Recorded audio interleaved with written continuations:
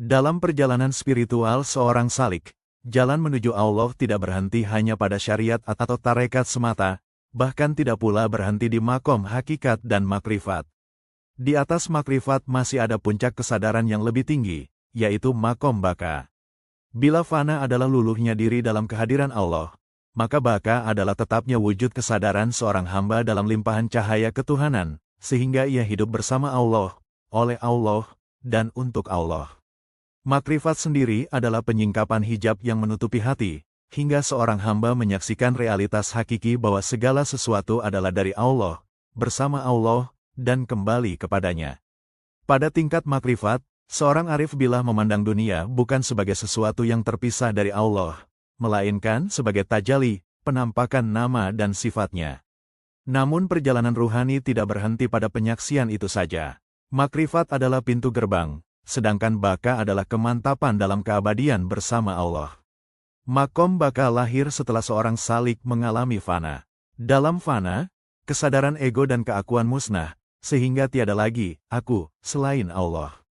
Tetapi fana ibarat lautan samudera yang harus dilewati, sementara baka adalah daratan tempat jiwa berdiam dalam ketetapan. Orang yang fana seolah tenggelam, sementara orang yang baka telah menemukan keseimbangan dalam gelombang samudera itu, hingga ia bisa hidup di tengah dunia dengan kesadaran penuh bahwa dirinya hanyalah pancaran rahmat Allah. Para sufi menggambarkan makom baka sebagai kehidupan baru. Kehidupan yang tidak lagi digerakkan oleh nafsu dan keinginan pribadi, tetapi sepenuhnya dilandasi oleh kehendak Allah.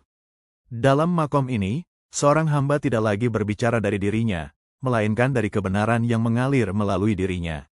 Ia makan, berjalan, duduk, dan berbicara dalam keadaan hadir bersama Allah. Seperti yang sering disebut dalam kalam para arif, mereka adalah orang-orang yang jika engkau melihatnya, engkau akan teringat kepada Allah. Makrifat di atas makrifat berarti melihat bahwa bahkan pengalaman makrifat itu sendiri bukanlah tujuan akhir, melainkan sekadar jalan yang menghantarkan kepada baka.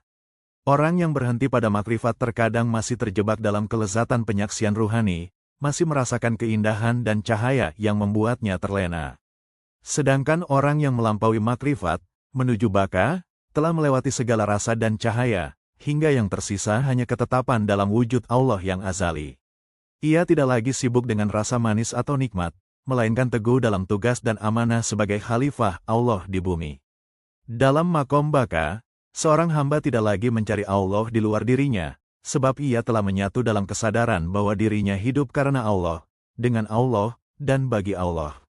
Dunia baginya bukan lagi hijab yang menutupi, tetapi ayat-ayat yang menyingkap rahasia.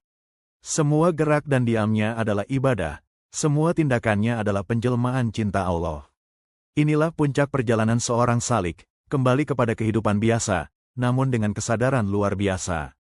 Ia tetap menunaikan kewajiban, tetap berinteraksi dengan manusia, tetap menapaki dunia, tetapi hatinya senantiasa hadir dalam hadirat Allah.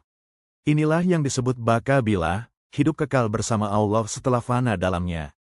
Makom ini tidak dapat dicapai dengan akal semata, tidak pula dengan usaha lahiriah semata, tetapi dengan karunia Allah yang dianugerahkan kepada hamba-hamba pilihan yang tulus mencari wajahnya. Jalan menuju baka adalah jalan pengosongan diri, penyucian hati, dan kepasrahan total. Barang siapa berjalan di jalan ini dengan ikhlas, niscaya Allah akan membimbingnya melewati hijab demi hijab hingga tiba pada keabadian bersamanya. Dengan demikian, makrifat di atas makrifat adalah penyingkapan hakikat bahwa tujuan akhir bukanlah sekadar mengenal Allah, tetapi hidup dalam kehadirannya yang abadi. Dan makom baka adalah puncak kebahagiaan ruhani, di mana seorang hamba telah lenyap dari dirinya, namun tetap ada dalam Allah. Itulah kehidupan sejati, kehidupan yang kekal, kehidupan yang sejatinya dicari oleh seluruh pencinta Tuhan. Dalam sejarah perjalanan tasawuf, banyak tokoh sufi besar yang digambarkan telah mencapai makom baka. Mereka bukan hanya mengenal Allah secara batiniah, tetapi hidup bersama Allah dalam setiap nafas dan langkah. Rabi'ah al-Adawiyah, seorang perempuan suci dari Basrah, adalah contoh pertama yang sering disebut. Ia tidak hanya fana dalam cinta Allah, tetapi juga baka di dalamnya. Rabi'ah memandang dunia sebagai tidak berarti dibandingkan cinta kepada Allah. Ungkapan doanya yang masyhur, "Ya Allah, jika aku menyembahmu karena takut neraka, bakarlah aku di dalamnya. Jika aku menyembahmu karena ingin surga, tutuplah pintunya dariku. Tetapi jika aku menyembahmu demi engkau semata, janganlah engkau palingkan wajahmu dariku. Doa itu lahir dari makom baka, di mana seorang hamba tidak lagi meminta apapun, selain tetap hidup dalam kehadiran Allah. Syekh Mansur Al-Halaj adalah tokoh lain yang mencapai makom ini. Ketika ia mengucapkan, Ana al-Haq, akulah yang maha benar, itu bukanlah seruan ego dirinya, tetapi suara baka yang berbicara melalui dirinya. Ia telah fana dari aku-nya, dan yang tersisa hanyalah Allah yang menyingkap diri melalui lidahnya. Karena pemahamannya sulit ditangkap oleh banyak orang, ia disalahpahami dan akhirnya dihukum mati. Namun justru disitulah letak bakanya, ia tidak gentar menghadapi penderitaan, sebab yang ia lihat hanyalah Allah semata. Syekh Abdul Qadir Al-Jailani, pendiri Tarikah Qadiriyah, juga merupakan salah satu contoh agung. Dalam makom baka, ia menjalani kehidupan dunia dengan tetap memimpin umat, mengajarkan ilmu, dan membimbing murid. Meskipun berada dalam hiruk-pikuk kehidupan, hatinya tidak pernah lepas dari Allah. Beliau berkata, keluarlah dari dirimu, dan masuklah ke dalam Allah. Jangan engkau melihat selain Dia, maka engkau akan kekal bersamanya. Inilah ciri khas baka, kesadaran batin yang tidak pernah terputus dari Allah, meski hidup di tengah masyarakat. Para sufi besar itu menunjukkan bahwa baka bukanlah keadaan mengasingkan diri dari dunia, tetapi justru kembali ke dunia dengan kesadaran baru. Seorang arif yang telah mencapai baka akan memandang manusia dengan kasih, menolong yang lemah, menuntun yang tersesat, dan menyebarkan kedamaian. Mereka ibarat cahaya yang memancar, bukan dari dirinya sendiri, melainkan dari Allah yang hidup melalui dirinya. Makom baka adalah kesadaran tertinggi, di mana seorang hamba tidak lagi hidup karena dirinya, tetapi karena Allah. Itulah makrifat di atas makrifat, hakikat yang melampaui sekadar pengetahuan dan rasa. Ia adalah kemantapan dalam keabadian, sebuah kehidupan yang senantiasa terhubung dengan Sang Kekasih, tanpa pernah terpisah walau sekejap. Perjalanan seorang salik menuju Allah dimulai dari syariat sebagai fondasi, berlanjut dengan tarekat sebagai jalan, kemudian hakikat sebagai penyingkapan, hingga makrifat sebagai pengenalan langsung kepada Allah. Namun, semua itu belumlah puncak. Di atas makrifat masih ada makom yang lebih tinggi, yaitu baka. Makom baka adalah kehidupan baru setelah fana. Jika fana berarti hilangnya kesadaran diri dalam kehadiran Allah, maka baka berarti tegaknya kesadaran hamba dalam kekekalan bersama Allah. Inilah makom para kekasih sejati, di mana dunia tidak lagi memalingkan, nikmat tidak lagi membelenggu, dan penderitaan tidak lagi menakutkan. Segala sesuatu hanya dilihat sebagai cermin yang memantulkan wajah Allah. Kisah para sufi besar seperti Rabi'ah Al-Adawiyah, Mansur Al-Halaj, dan Abdul Qadir Al-Jailani menjadi bukti nyata bahwa makom baka bukan sekadar teori, melainkan sebuah realitas spiritual yang bisa dicapai dengan cinta, kesungguhan, dan karunia Allah. Mereka adalah teladan bahwa baka tidak membuat seseorang meninggalkan dunia, tetapi justru membuatnya kembali ke dunia dengan cahaya yang lebih terang.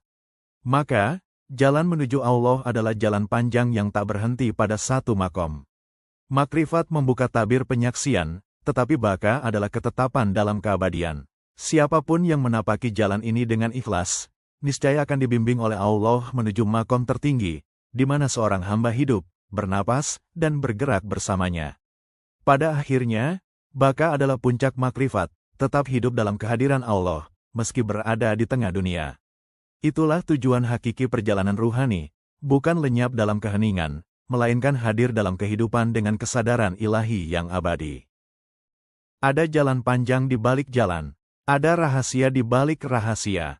Makrifat bukanlah ujung, ia hanyalah gerbang.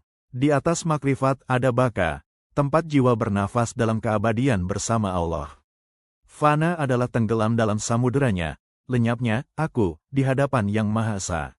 Namun baka adalah hidup kembali, bukan dengan diri, melainkan dengan Dia. Tiada langkah kecuali langkahnya, tiada kata kecuali suaranya, tiada cinta kecuali cintanya. Rabi'ah terbakar oleh api cinta, hingga tiada yang tersisa selain Dia. Halaj hancur dalam Ana al-Haq, suara Allah yang memancar dari fana dirinya. Abdul Qadir Al-Jailani berdiri tegak di dunia, namun hatinya bersemayam di langit baka. Baka bukan sekadar kelezatan penyaksian, bukan cahaya yang membuat mabuk jiwa. Ia adalah ketetapan yang dalam, ketenangan yang tak tergoyahkan, kehidupan baru yang bernafas hanya dengan Allah. Di makom ini, dunia tidak lagi menipu, kenikmatan tidak lagi menggoda, penderitaan tidak lagi menakutkan. Segalanya hanyalah cermin, memantulkan wajah kekasih yang abadi. Makrifat di atas makrifat adalah diam dalam baka. Di sanalah seorang hamba menemukan dirinya, sebagai tiada, namun tetap ada. Sebagai lenyap, namun kekal. Sebagai hamba, namun hidup dalam Allah. Itulah puncak perjalanan, hidup di bumi dengan hati di langit, menyatu dalam lautan cinta, namun tetap hadir di tengah manusia. Baka adalah keabadian dalam kehadirannya, dan siapapun yang sampai, akan menjadi cahaya bagi dunia. Wahai kekasih, lenyapkan aku dalam fanamu, dan hidupkan aku dalam bakamu.